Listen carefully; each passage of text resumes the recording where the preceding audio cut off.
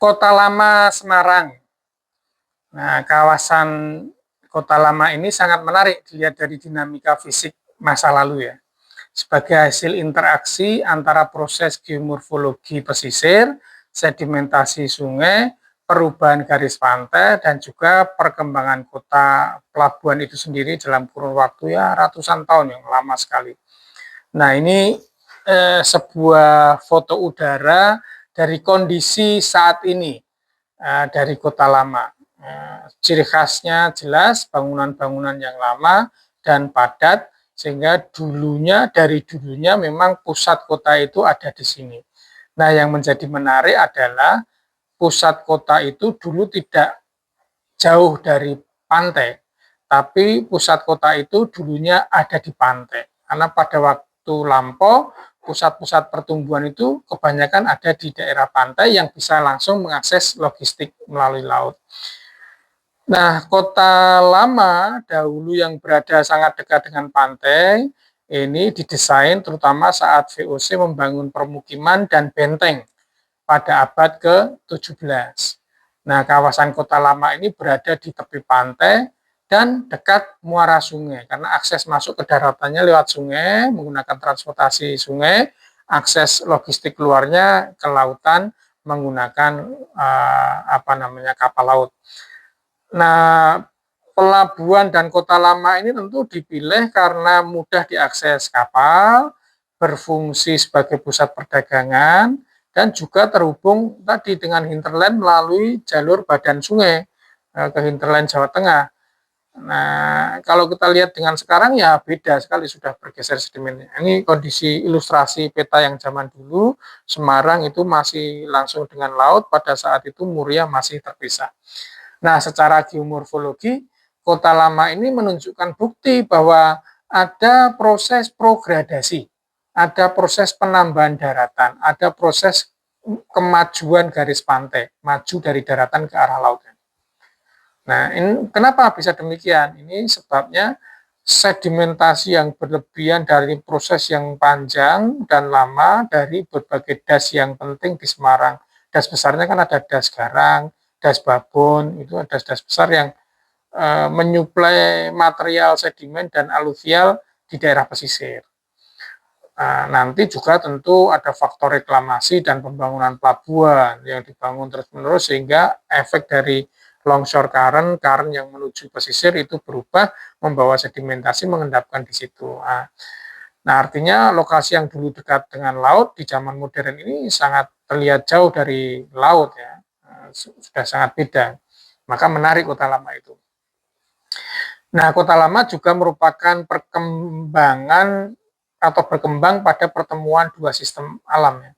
Tadi sistem fluvial dan sistem marine. Ini menjadikan lokasinya strategis untuk pelabuhan. Namun juga kalau kita lihat dengan kondisi seperti itu, ya berarti daerahnya akan rentan terhadap banjir, rentan terhadap sedimentasi, rentan terhadap luapan pasang atau banjir rob. Kalau saat ini kita melihat fenomena amblesan tanah, ya bisa jadi itu sebagai tanda apa kembalinya ke kondisi awal dulu kan. Dulu memang tergenang, sekarang terjadi ambles lagi setelah 3 abad.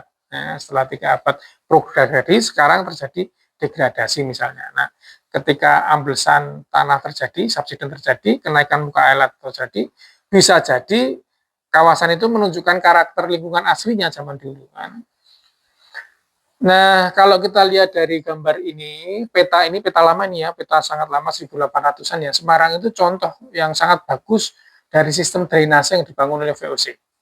Bagaimana dia beradaptasi terhadap perubahan kondisi geomorfologi ya, selama ratusan tahun. Nah, ini tentu tantangan drainase pada saat itu berbeda dengan yang saat ini. Abad 18-19 beda. Meskipun akar fisiografinya sama, ya, dataran pantai rendah, dekat muara sungai, dan dipengaruhi pasang surut. Nah, kalau kita lihat di peta ini, sketsa ini ya dari dulu itu memang sudah dibuat sistem kanal. Peta ini menunjukkan situasi kanal-kanal yang ada di Semarang sejak zaman itu. Itu adalah gambar-gambar kanal. Dari dulu memang sudah dibuat sistem kanal untuk mengakomodasi manajemen air permukaan. Nah, ini sketsa berikutnya. Ini Semarang tahun 18 sekian ya. 1885 sampai 1835 sampai 1840. Ini landscape kota. Peta perencanaan kota. Tahun itu, tahun 1800-an. Itu sudah ada peta dan sudah secara kartometrik ya lumayan ya. Secara kartometrik sudah bagus. Peta-petanya masih dibuat secara manual.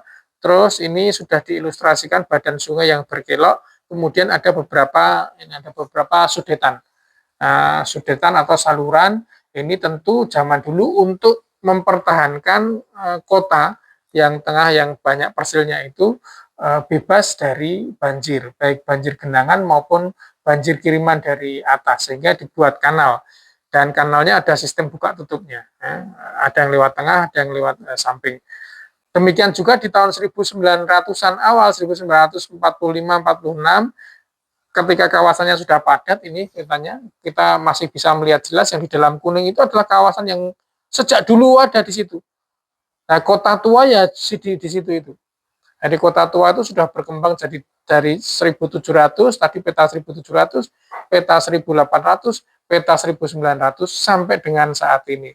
Nah, kota itu sangat dinamis sekali dan ini menjadi center agar wilayah ini terbebas dari banjir. Kalau dulu itu berada langsung berbatasan dengan laut, sekarang di bagian utaranya sudah ada daratan, sehingga kota tua sudah tidak berhadapan dengan laut, tapi tetap mendapatkan masalah dari banjir kiriman, inundation, karena curah hujan yang tinggi, maupun dari kiriman di daerah hulunya, sehingga permasalahannya sama, drainase kota.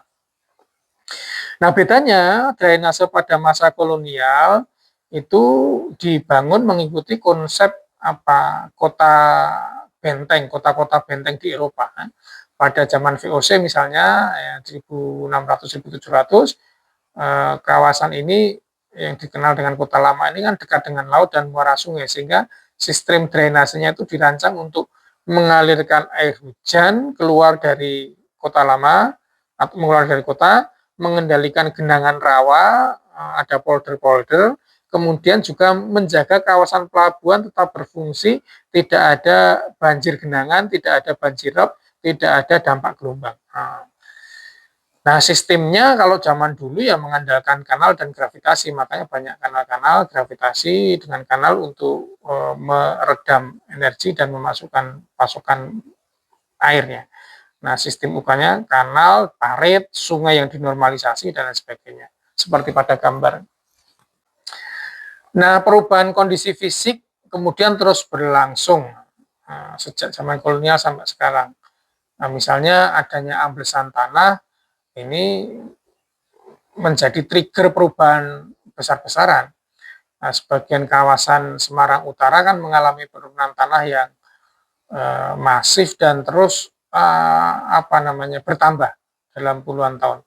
Akibatnya banyak area yang saat ini berada lebih rendah dari muka air laut. Nah, tentu yang kalau seperti ini ya kanal dan sistem gravitasi tidak lagi cukup, terutama untuk mengendalikan kenaikan muka air laut. Ada kombinasi dengan amblesan lagi atau subsiden lagi. Nah, apalagi ditambah dengan urbanisasi yang banyak. Dulu yang permukaannya tanah terbuka berubah menjadi jalan, bangunan, sehingga surface runoff-nya tinggi, limpasannya tinggi, infiltrasinya berkurang. Seperti pada kondisi ini banjir terjadi di mana-mana. Nah, termasuk gambar ini ya gambar yang sangat epik sekali di sudut kota tua yang mengalami banjir genangan pada kondisi saat ini. Dulu juga kemungkinan ada seperti ini.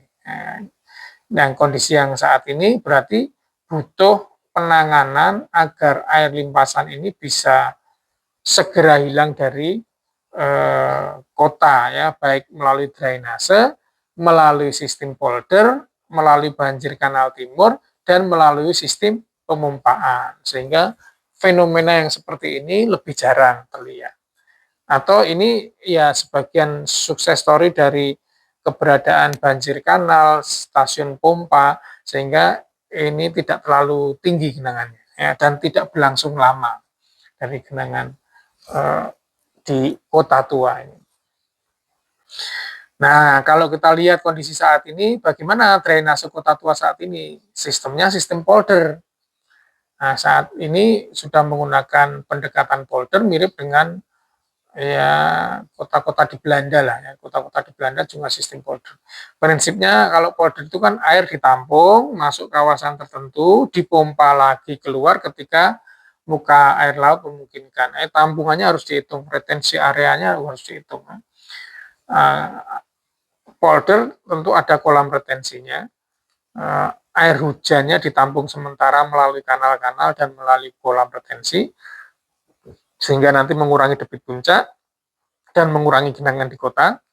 Kemudian dengan sistem pompa dibuang. Ini contoh gambarnya, ilustrasinya sistem pemompaan yang ada di Banjir Kanal Timur. Komponen pompanya ini vital. Kalau pompanya nggak bisa pompa keluar ya bisa nggak kuat. Ini ilustrasinya. Yang atas itu sistem pompa, yang bawah ini sistem polder. Sistem polder itu untuk menampung, mendelay debit, puncak, kemudian mengkolek water yang dari atas, dan juga melakukan mendrain wilayah-wilayah di sekitarnya, sehingga yang sekitarnya tidak terjadi genangan karena airnya dikolek di sini. Kemudian yang dari kolek di sini ini dipompa lagi langsung ke laut dengan pompa-pompa yang ada di atas tadi, melalui stasiun pemompaan yang ada di atas tadi. Ini jamak dan banyak dilakukan di kota-kota besar juga melalui sistem pemompaan. Tidak hanya di Indonesia, di Eropa juga begitu. Di Belanda apalagi sistem pemompaannya lebih canggih lagi karena lebih dari setengah wilayah Belanda itu kan berada di daerah di bawah 0 meter. Jadi ya perlu sistem pemompaan dan kita juga melakukan sistem pemompaan seperti